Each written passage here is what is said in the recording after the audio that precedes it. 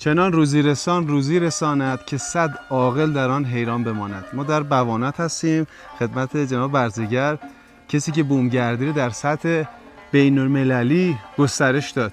کلبه درختی که پشت سر ما مشاهده میکنید شبیه 200 یورو، یعنی شبیه 20 میلیون تومان به بالا. امکانات خیلی خاصی نداره، ولی این هنر آقای برزگر، ذکاوتش، تونسته یک کارآفرینی تو دل روستای بوانات که واقعا مثلا یه بلواری چیزی نیستش که بر جاده باشه. شما باید حدود فکر کنم 40-50 کیلومتر بیاید به این سمت تا برسید به یه روستای خیلی زیبا. یه روزی تو فیلم دکتر ارنست دیدم که اینا تال درخت زندگی میکنن.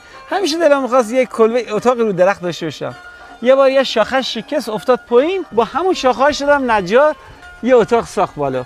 بعد دیدیم یه خارجی بود خونه، اون گفت منم میخوام اینجا بخوابم. گفتیم آقا این برای خودم، گفت من حاضرم 2 برابر بدم. 2 برابر بدم. دیگه دیدیم اومد هی پای سر همه خارجی‌ها دوست داشتن دیگه، اونجا براشون 2 سرویس ساختیم، سقف ساخت. قابل توجه دوستانی که میرن کلبه‌های سوئیسی جکوزیدار توی مازندران رزرو میکنید، نگاه کنید هیچ کدوم از اون کلبه‌ها در رکورد رزرو آقای برزگر نمیتونن اصلا بیان جلو.